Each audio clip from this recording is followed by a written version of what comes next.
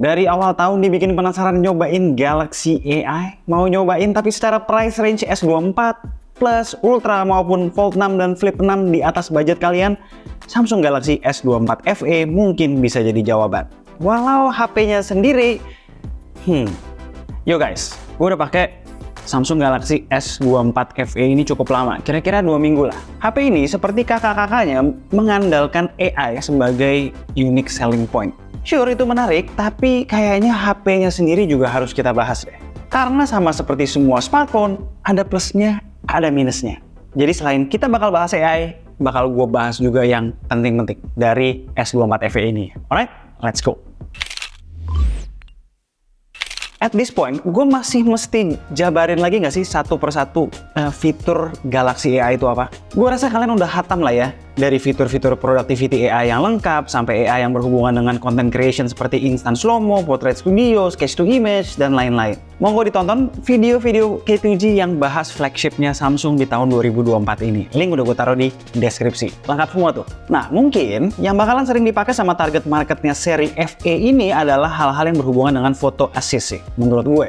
Mulai dari ngelurusin image yang miring lalu mengisi kanvas yang kosong dengan generatif AI, ngapus objek dengan rapih dari sebuah foto dengan eraser, atau gedein sebuah objek dari dalam foto, mindahin posisi objek tersebut, lalu mengisi space yang ditinggalkan dengan generatif AI. Nggak lupa juga sketch to image yang bisa mempercantik sebuah foto. Semua fitur itu bisa dinikmati secara lengkap di sebuah smartphone yang harganya lebih affordable daripada S24 series maupun foldable line-up-nya Samsung. Kemarin sempat ada yang nanya, AI-nya bagusan mana sama AI di 14T series-nya Xiaomi? Kalau soal fungsi productivity sebenarnya rada mirip aja ya, cuman memang lebih mateng di S24 FE ini.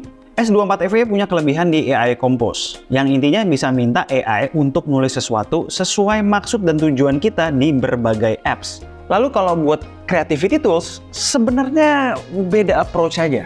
Contoh, kalau di Xiaomi Portrait Studio-nya tuh bisa generate berbagai image dengan menggunakan cetakan avatar yang sudah dipelajari. Kalau di Samsung, dia bikin versi lain dari diri kita berdasarkan suatu foto.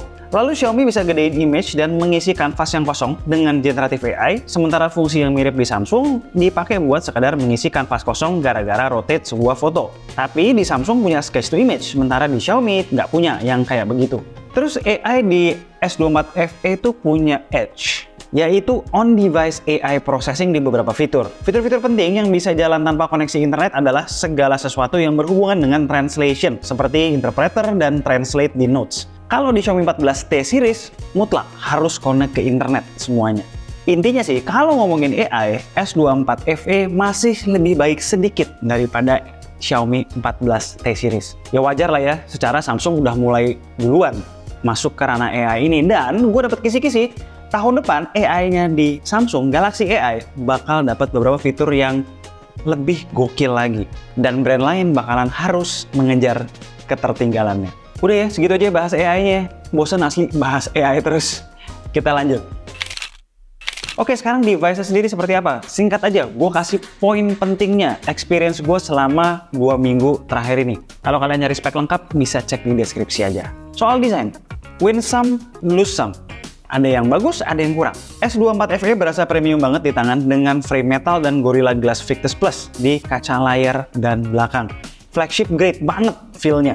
Secara dimensi juga lebih tipis ya dari generasi sebelumnya. Problemnya, ketika balik ke depan, bezel-bezelnya masih rada tebal dan sisi dagunya masih lebih tebal dari yang lain. Ini kita harus ingat ya, harganya itu sedikit di bawah 10 juta. Oh ya, sama kayak real flagshipnya, S24 FE juga sudah tersertifikasi IP68. Soal layar, menurut gue talking point-nya itu ada di brightness. Di outdoor, itu terang banget ya. Lebih terang dari direct kompetitornya, Xiaomi 14T Pro. Buat kalian yang sering menggunakan smartphone di outdoor, ini bisa dijadikan pertimbangan. Hal lain soal layarnya itu cukup standar, dia menggunakan AMOLED non-LTPO dengan refresh rate 120Hz. Notes gue soal performa, Exynos 2400E yang ada di S24 FE ini ada peningkatan yang cukup berasa dibandingkan Exynos 2200 yang ada di S23 FE. Ya tentu belum sebagus Snapdragon seri 8 atau Dimensity seri 9 terbaru, tapi setidaknya nggak sepanas dan seboros S23 FE kemarin. Ketika dipakai daily, no complaints. Suhu sekitar 37-38 derajat di mobile data dalam penggunaan indoor. ketika dibandingkan dengan Xiaomi 14T Pro yang pakai Dimensity 9300 Plus untuk ekspor video di CapCut dengan settingan Full HD yang di-upscale ke 4K serta optical flow nyala, perbedaannya cuma kurang lebih 2 detik. Memang masih lebih kenceng 14T Pro, cuma menurut gue ya not bad at all buat Exynos 2400E ini. Move on ke gaming, setidaknya di game yang beneran gue mainin setiap hari yaitu LOL Wild Rift, main beberapa game berturut-turut masih bisa dapat rata-rata di atas 100 FPS. Ya masih kalah dengan Dimensity 9300 Plus di 14T Pro yang hampir selalu mentok di 120 FPS, tapi ya nggak terlalu jauh. Soal panas menurut gue biasa aja ya.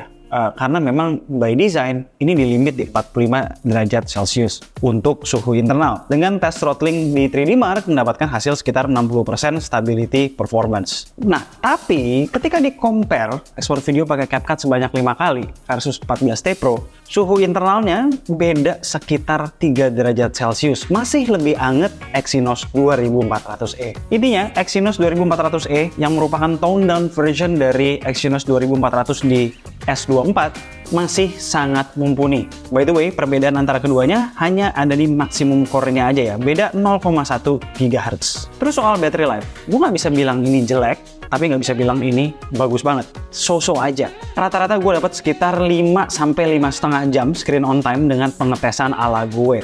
Pengaruh juga ya dari baterainya yang lagi-lagi sayangnya masih sekedar 4700 mAh, nggak nyampe 5000 mAh. Ditambah lagi charge-nya yang masih belum kekinian. Cuma support 25 watt charging which ya nggak dapat dari dalam box. Butuh waktu sekitar 1 jam 15 menit untuk ngisi dari kosong sampai full. Nah, lanjut ke kamera. Gue gak akan panjang-panjang karena punya plan versusin S24 FE dengan kompetitornya di video yang akan datang, X100 dan Xiaomi 14T Pro. Stay tune. Yang penting-penting aja ya, kamera utamanya sih kompetitif. Di good light dia bisa bersaing dengan X100 dan 14T Pro. Di kondisi backlight juga S24 FE masih bagus. Dynamic range oke, dia ngeboost foreground tanpa mengorbankan kualitas. Dua kompetitornya lebih natural ya, tapi lagi-lagi ini soal selera aja. Dia mulai struggling di kondisi indoor lighting yang mulai remang. Kompetitornya lebih bersih dari noise, dengan 14T Pro mampu menghasilkan detail yang paling baik serta relatif bersih dari noise. Di kondisi gelap, tambah noisy tuh, S24 FE. 14T Pro bagus secara warna, detail, noise level, tapi kena hit di dynamic range. Lihat di belakang tuh. X100 cukup balance. Yang kurang oke adalah telenya yang sensornya cuma 8 megapiksel namun di upscale jadi 12 megapiksel. Di good light aja udah kelihatan secara detail dan noise kalah dari pesaingnya. Ketika pencahayaan tidak ideal, semakin jelas. Ultra wide-nya bagus-bagus aja, no complaints dari gue di good light. Selfie-nya juga cakep, lebih bagus jauh daripada X100 yang udah kayak kena beauty gitu, padahal masih golden hour nih gue motonya. Nah, videonya gue paling suka di S24 FE. Di kondisi golden hour begini, 4K 60 fps masih tergolong smooth dan minim jitter. X100 paling jittery, 14T Pro ya lumayan oke. Nah, kalau ini adalah perbandingan kamera depan video di S24 FE bisa 4K 60 fps. Ini kamera depan dari Vivo X100 bisa 4K 60 fps juga. Kalau ini kamera depan, video kamera depan dari Xiaomi 14T Pro, cuman bisa 4K 30 fps. Video selfie tiga-tiganya bersaing, cuma memang Xiaomi 14T Pro mentok di 4K 30 fps. S24 FE menang di stabilisasi, sound recording, overall image quality, namun masih over exposure-nya sedikit. Soal pindah-pindah lensa semuanya bisa di 4K 30 fps, transisinya ya 11-12 saja, nggak ada yang sempurna. Cuma yang paling konsisten warna antar lensa masih S24 FE. Gitu ya soal kamera, as expected, S24 FE masih oke banget buat video, sementara soal fotografi ada beberapa aspek yang sudah mulai ketinggalan. Hal-hal lain yang perlu diketahui, S24 FE pakai One UI 6.1 berbasis Android 14 yang dapat janji update sampai 7 tahun. Mantep, lama banget supportnya. Haptics-nya lumayan aja, begitu juga dengan stereo speaker-nya.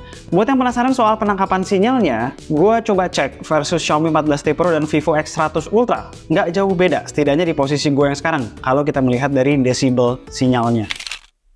Alright, itu adalah Samsung Galaxy S24 FE. Overall, smartphone yang lumayan oke. Peningkatan dari sebelumnya juga berasa, terutama soal jeroan dan AI features. Problemnya, memang tahun ini penantangnya tuh lebih berat. Karena di saat yang bersamaan ada Xiaomi 14T Pro yang dengan harga lebih murah bisa memberikan hardware yang lebih. Ada juga Vivo X100 biasa yang di marketplace harganya udah 10 jutaan kecil. Makanya mungkin kalau kita lihat ya, di marketplace online, harga dari S24 FE ini sudah terkoreksi. Jadi 9,5-9,6 juta dan itu udah dapet yang 256 GB, bahkan lebih murah daripada harga PO kemarin.